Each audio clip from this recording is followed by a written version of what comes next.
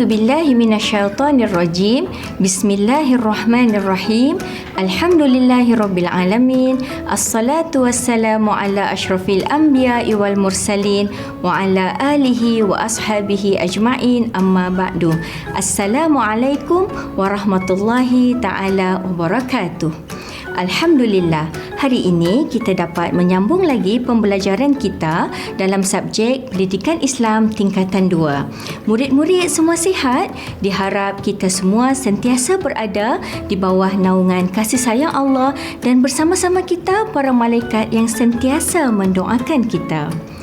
Pada hari ini, murid-murid akan bersama Ustazah iaitu Ustazah Siti Rahmah binti Syahbuddin daripada Sekolah Menengah Sains Selangor Kuala Lumpur bagi mempelajari satu topik yang sangat menyeronokkan. Topik apa tu Ustazah? Sebelum itu, Ustazah ingin bertanyakan soalan kepada murid-murid semua. Andai murid-murid bijak bistari, sila jawab soalan Ustazah ya. Kita manusia ialah makhluk Allah yang diciptakan daripada tanah. Syaitan pula makhluk Allah yang diciptakan daripada api. Siapakah pula makhluk Allah yang diciptakan daripada cahaya? Siapa? Malaikat. Betul. Subhanallah. Murid-murid Ustazah sememangnya generasi hebat. Kaitannya dengan tajuk kita pada hari ini ialah kita akan mempelajari tajuk ketaatan malaikat dalam bidang akidah pelajaran ke-12. Sebelum kapal kita berlayar lebih jauh, Ustazah nak murid-murid sediakan dahulu buku tulis dan pen untuk membuat nota dan catatan tentang topik kita pada hari ini. Sekiranya murid-murid mempunyai buku teks Pendidikan Islam tingkatan 2, bolehlah merujuk muka surat 75 hingga 78. Manakala bagi murid-murid yang mempunyai buku rujukan pula, sila lihat tajuk ketaatan malaikat ya. Baiklah, kita lihat dahulu objektif pembelajaran kita agar murid-murid dapat mengenal pasti apa yang perlu dikuasai dalam tajuk ini. Pada akhir pembelajaran, insya-Allah murid-murid akan dapat pertama, menyatakan maksud beriman kepada malaikat dari segi istilah. Kedua, menyatakan satu dalil nakli kewajipan beriman kepada malaikat. Ketiga, menyatakan 3 nama malaikat beserta tugas mereka. Keempat, menerangkan 2 perbezaan antara malaikat dengan manusia. Kelima, menghuraikan 2 hikmah beriman kepada malaikat dan menghubungkaitkannya dalam kehidupan. Dan keenam, iaitu yang terakhir, mencadangkan satu cara melakukan kebaikan dan menjauhi kemungkaran secara beradab dan istiqamah. Murid-murid, kita mulakan pembelajaran pada hari ini dengan mengetahui maksud beriman kepada malaikat. Beriman kepada malaikat bermaksud yakin bahawa malaikat merupakan makhluk Allah Subhanahu wa taala yang dijadikan daripada cahaya. Mereka sentiasa mentaati perintah Allah Subhanahu wa taala dan tidak pernah melanggar larangannya. Maksudnya, jika ada orang yang berkata malaikat itu tidak wujud atau malaikat itu dicipta daripada angin bukannya cahaya sebab kita tidak pernah melihat malaikat, maka kenyataan sebegini boleh merosakkan akidah dan tidak dikategorikan sebagai beriman kepada malaikat. Na'udzubillahi min zalik. Murid-murid yang Ustazah kasihi sekalian, sebagai umat Islam, kita diwajibkan untuk beriman kepada makhluk Allah yang taat ini. Sebagaimana firman Allah Subhanahu wa taala dalam surah Al-Baqarah ayat 177 yang berbunyi, أعوذ بالله من الشيطان الرجيم ليس البر أن تولوا وجوهكم قبل المشرق والمغرب ولكن البر من آمن بالله واليوم الآخر والملائكة والكتاب والنبيين. Maksudnya, bukankah perkara kebajikan itu hanya kamu menghadapkan muka ke pihak timur dan barat, tetapi kebajikan itu berimannya seseorang kepada Allah, hari akhirat, malaikat dan kitab.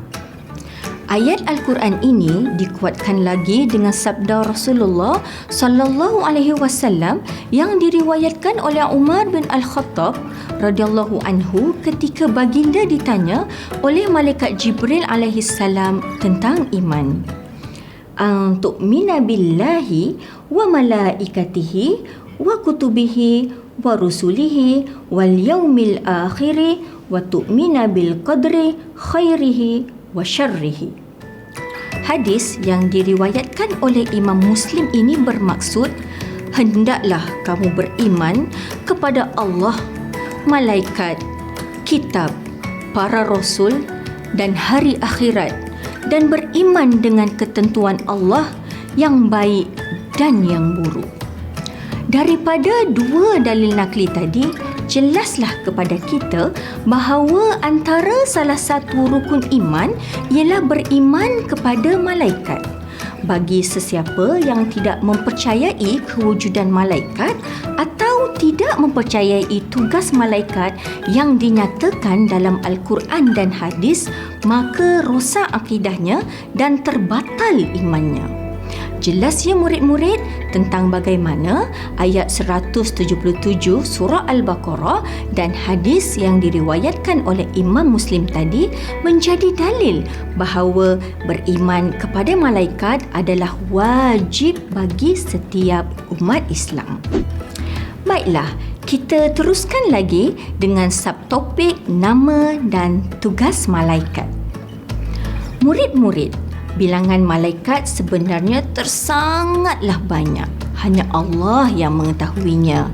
Akan tetapi, terdapat 10 nama malaikat beserta tugas-tugas mereka yang harus kita ketahui seperti mana yang dinyatakan dalam Al-Quran dan hadis.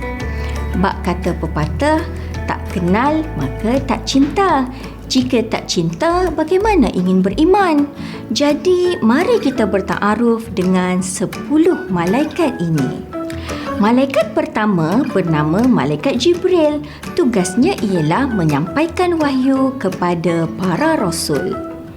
Malaikat kedua bernama Mikail yang bertugas mengurus rezeki, menurunkan hujan dan menumbuhkan tanaman.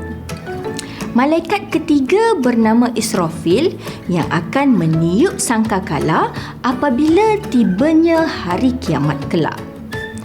Malakul Maut adalah malaikat keempat yang wajib kita imani. Malakul Maut adalah gelaran untuk malaikat Azrail di dalam Al-Quran yang bertugas untuk mencabut nyawa semua makhluk yang bernyawa, termasuklah makhluk gaib seperti malaikat dan jin. Malaikat kelima pula bernama Raqib. Tugasnya ialah mencatat amalan baik manusia. Manakala malaikat keenam bernama Atid yang tugasnya berlawanan dengan malaikat Raqib tadi. Malaikat Atid ini mencatat amalan jahat manusia. Malaikat ketujuh dan ke-8 berkongsi tugas yang sama, iaitu menyoal orang yang telah meninggal dunia. Malaikat yang dimaksudkan sudah tentulah murid-murid pernah mendengar namanya, iaitu Malaikat Munkar dan Nakir. Malaikat ke-9 ialah Malaikat Ridwan yang bertugas menjaga syurga. Manakala malaikat ke-10 ialah Malaikat Malik yang serius menjaga neraka. Bagi memudahkan murid-murid menghafal ke-10 nama-nama malaikat ini beserta tugas mereka yang khusus, murid-murid bolehlah sering menyanyikan lagu bertajuk 10 Nama Malaikat, nyanyian kumpulan Nasyid Raihan agar tidak mudah terkeliru dengan nama malaikat dan tugasnya yang tertentu nanti.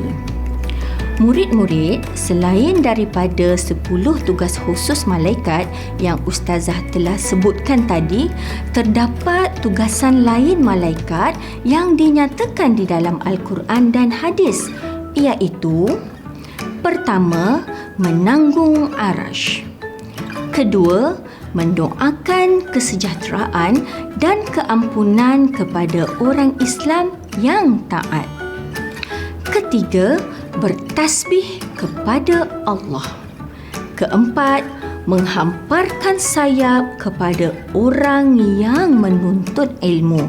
Beruntung kita sebab pada masa ini malaikat sedang memayungi kita kerana kita sedang menuntut ilmu fardu ain yang membawa kebaikan kepada kita di dunia dan di akhirat.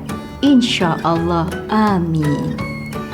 Tugasan lain malaikat yang terakhir ialah membisikkan kebaikan ke dalam hati manusia. Adapun dalil malaikat membisikkan kebaikan ke hati manusia ialah sebuah hadis yang diriwayatkan oleh Imam At-Tirmizi yang berbunyi, daripada Umamah Al-Bahili, Rasulullah sallallahu alaihi wasallam bersabda, Innallaha wa malaikatahu wa ahlas samawati wal ardina hatta namlata fi juhriha wa hatta al-huta la yusalluna ala muallimin nasil khair. Maksudnya, sesungguhnya Allah Subhanahu wa taala, para malaikat, penduduk langit dan bumi sehingga semut dalam sarang dan ikan semuanya mengajak manusia ke arah kebaikan.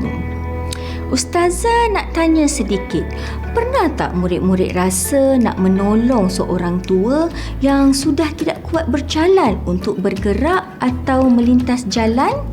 Atau pernah tak murid-murid tergerak hati untuk menolong guru yang sedang mengangkat barang yang banyak? Perkara ni selalu berlaku di sekolah kan? Ini sebenarnya adalah bisikan-bisikan kebaikan yang Allah kurniakan kepada kita melalui malaikat-malaikat Allah ini. Alhamdulillah, beruntung kita menjadi makhluk Allah kan, sentiasa dijaga dan sering diselimuti pelbagai kebaikan. Tinggal kita sahaja yang hendak memanfaatkannya ataupun tidak.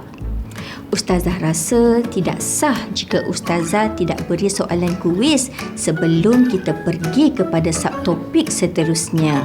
Dengarkan soalan Ustazah dengan teliti dan pilih jawapan yang paling tepat ya murid-murid. Soalan pertama, tugas malaikat Mikail ialah apa? A. Menyampaikan wahyu. B. Menguruskan rezeki. C. Meniup sangkakala. D. Mencatat amalan baik. Mana satu ni jawapan yang betul? Jawapannya B. Menguruskan rezeki. Setiap pagi selepas solat subuh, jangan tidur ya murid-murid.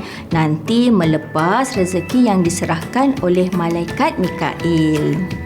Soalan kedua ialah malaikat Israel bertugas untuk A. Mencatat amalan buruk. B. Menyoal orang yang telah meninggal dunia. C. Menjaga syurga. D. Mencabut nyawa. Ini malaikat yang digeruni ramai manusia. Apakah tugasnya? Jawapannya ialah D. Mencabut nyawa. Murid-murid pernah dengar tak lagu nasyid? Bila Israel datang memanggil, jasad terbujur di pembaringan, seluruh tubuh akan menggigil, sekujur badan kan kedinginan. Lagu tersebut memang sangat sinonim dengan malaikat Israel yang bertugas mencabut nyawa. Soalan ketiga, malaikat yang bertugas menjaga neraka ialah malaikat apa murid-murid? A. Jibril, B. Israfil, C. Malik, D. Ridwan. Malaikat ni wajahnya lebih serius dan lebih garang daripada malaikat Israel tadi. Jawapannya ialah C. Malaikat Malik. Malaikat yang menjaga syurga apa pula namanya murid-murid? Ya, malaikat Ridwan. Soalan seterusnya, berikut adalah tugas lain malaikat kecuali A. Membisikkan kebaikan ke hati manusia, B. Menanggung arash dan berada di sekelilingnya, C. Menghamparkan sayap kepada orang yang melakukan maksiat, D. Sentiasa bertasbih dan memuji Allah Subhanahu wa Ta'ala. Apa dia jawapannya murid-murid?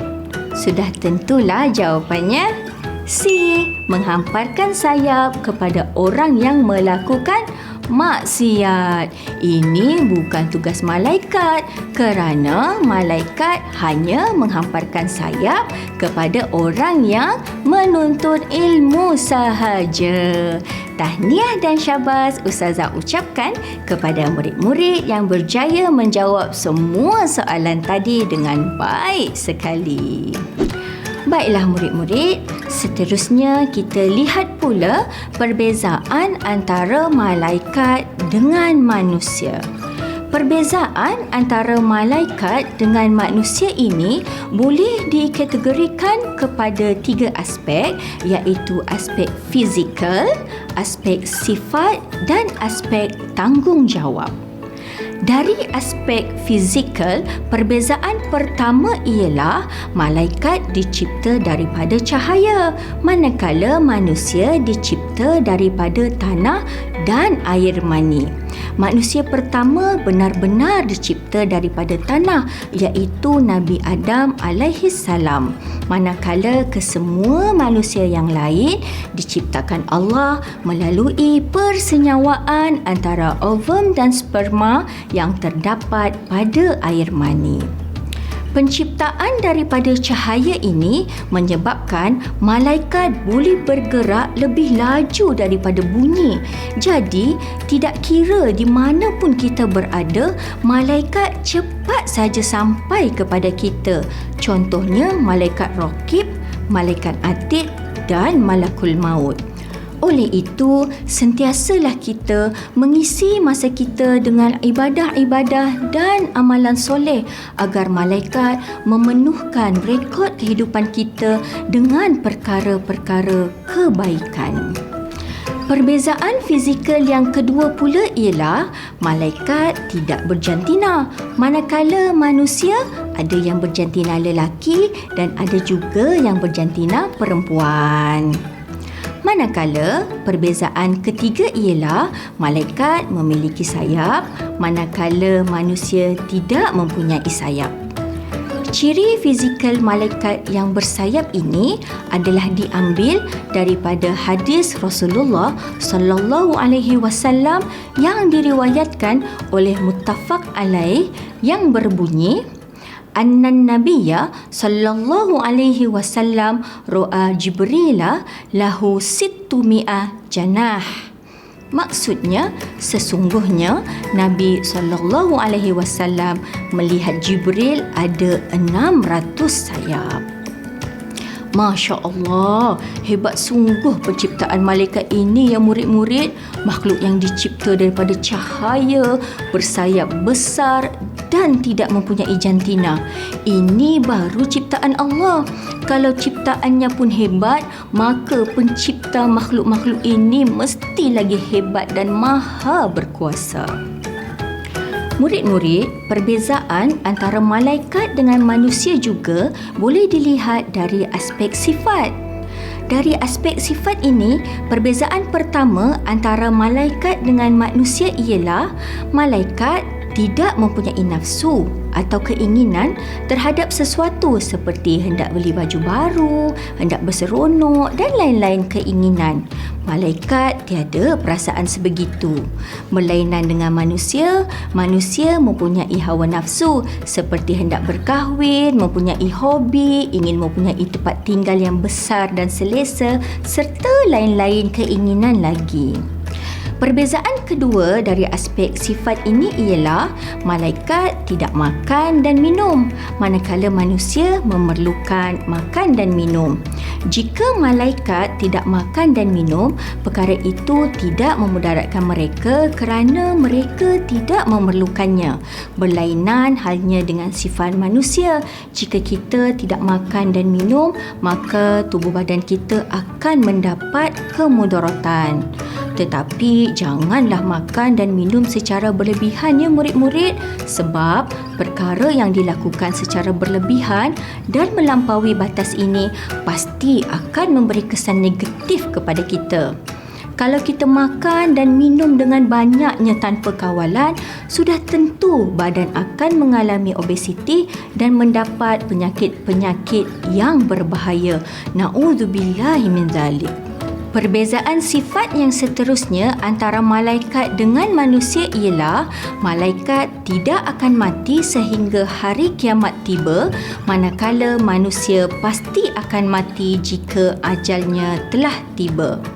Dari aspek tanggungjawab pula, perbezaan pertama antara malaikat dengan manusia ialah malaikat sentiasa taat kepada perintah Allah dan tidak pernah melanggar larangannya. Berbeza dengan manusia yang rambut sama hitam, isi kepala macam-macam. Manusia ada yang taat dan ada yang ingkar kepada Allah Subhanahu wa taala. Perbezaan tanggungjawab yang kedua ialah malaikat menjalankan tanggungjawabnya tanpa balasan pahala. Walaupun begitu, malaikat tetap taat menjalankan perintah Allah kepada mereka. Manusia pula akan mendapat pahala atau dosa bagi setiap tindakan yang dilakukan. Jadi, murid-murid, kita hendaklah sentiasa berusaha untuk memenuhkan akaun pahala kita kerana dengan pahala yang banyaklah kita dapat meraih keredaan Allah dan dimasukkan ke dalam Jannatul Firdaus kelak. Amin. Daripada perbezaan yang kita bincangkan tadi, pernahkah kita terfikir bahawa malaikat yang hebat dan besar itu tidak pernah mengingkari perintah Allah, sedangkan kita, manusia yang tidak sehebat mana ini, terkadang culas daripada mentaati perintahnya, padahal Allah telah menciptakan manusia dalam sebaik-baik kejadian. Tidakkah kita malu dengan malaikat? Kita sepatutnya lebih berusaha lagi agar menjalankan perintah Allah dan meninggalkan larangannya dengan taat. Astaghfirullahalazim. Semoga Allah memberi kita hidayah yang berpanjangan dan semoga kita semua tergolong dalam kalangan hamba Allah yang taat dan takut melakukan larangannya. Amin amin ya rabbal alamin. Murid-murid, setiap makhluk yang Allah ciptakan di langit dan di bumi mempunyai tujuan dan kebaikannya yang tertentu. Begitu juga dengan penciptaan malaikat yang mana Allah memerintahkan manusia untuk beriman dengan mereka. Jika seseorang tidak beriman kepada malaikat, maka rosak akidahnya dan nerakalah tempat yang layak untuknya. Ayuh kita cuba rungkaikan hikmah di sebalik kewajipan beriman kepada malaikat ini satu persatu. Hikmah pertama, melalui keimanan terhadap malaikat, kita dapat meningkatkan keimanan kita kepada Allah Subhanahu Wa Taala kerana menyedari begitu hebatnya Allah yang mampu mencipta malaikat, makhluk yang sangat besar dan taat. Ini membuatkan kita lebih yakin bahawa tiada Tuhan yang berkuasa di dunia ini selain Allah Ta'ala. Hikmah kedua ialah menggalakkan seseorang supaya sentiasa memperbanyak amal soleh kerana yakin bahawa malaikat mencatat segala amalan baik. Isi masa kita dengan perkara-perkara yang berfaedah dan bermanfaat seperti halnya malaikat yang tidak pernah putus beribadah siang dan malam. Hikmah ketiga, dengan beriman kepada malaikat, mampu menambahkan rasa gerun untuk melakukan keburukan kerana yakin bahawa malaikat mencatat segala amalan buruk dan akan dihisap pada hari kiamat. Hikmah beriman kepada malaikat yang keempat ialah menjadikan kita sentiasa berwaspada dalam melakukan sesuatu kerana setiap amalan yang dilakukan akan dicatat oleh malaikat sama ada amalan baik apatah lagi amalan buruk. Hikmah yang terakhir ialah dengan beriman kepada malaikat ini, kita dapat membentuk peribadi Muslim yang sejati dengan cara melakukan suruhan Allah Subhanahu Wa Taala dan meninggalkan larangannya. Alhamdulillah, insya-Allah murid-murid dapat melihat hikmah dan kebaikan daripada keimanan kita terhadap malaikat ini ya. Sesungguhnya keimanan terhadap malaikat ini mampu membentuk diri kita menjadi muslim yang taat, berdisiplin dan berakhlak mulia secara istiqomah. Sehubungan dengan itu, Ustazah ingin menilai cara murid-murid semua bertindak kesan daripada keimanan terhadap malaikat ini. Sila jawab soalan Ustazah ini dengan jujur dan seikhlas hati ya. Soalannya, kamu menaiki LRT untuk pergi ke sekolah setiap hari. Pada suatu hari, kamu terlambat bangun dan bergegas menuju ke stesen LRT agar tidak terlambat sampai di sekolah. Apabila sedang membeli tiket LRT, kamu melihat ada seorang ibu mengandung terkial-kial membeli tiket kerana terpaksa mengawasi dua orang anak kecilnya yang sedang berlari-lari. Apakah yang akan kamu lakukan? A. Menawarkan pertolongan untuk menguruskan pembelian tiket LRT mereka walaupun akan terlambat sampai di sekolah, atau B. Bergegas menaiki LRT yang baru sahaja tiba di stesen memandangkan masa semakin suntuk. Mana satu murid-murid yang akan kamu lakukan? Sepatutnya kita akan mengambil langkah A, iaitu menawarkan pertolongan untuk menguruskan pembelian tiket LRT mereka walaupun akan terlambat sampai di sekolah. Sebab pertolongan kita itu adalah sangat-sangat diperlukan oleh ibu mengandung tadi. Jika kita menolongnya, pasti itu akan lebih memudahkan perjalanan mereka. Kita juga akan mendapat pahala sedekah pada pagi hari. Walaupun mungkin akan terlambat sampai di sekolah, tapi perasaan kita menjadi puas kerana dapat menolong orang yang memerlukan. Kita juga tidak boleh mementingkan diri sahaja dan hendaklah yakin segala kebaikan pasti akan dicatat oleh malaikat raqib dan Allah akan balas kebaikan tersebut beribu kali ganda. Kebaikan yang kita buat juga pasti menggembirakan hati orang yang menerima kebaikan tersebut.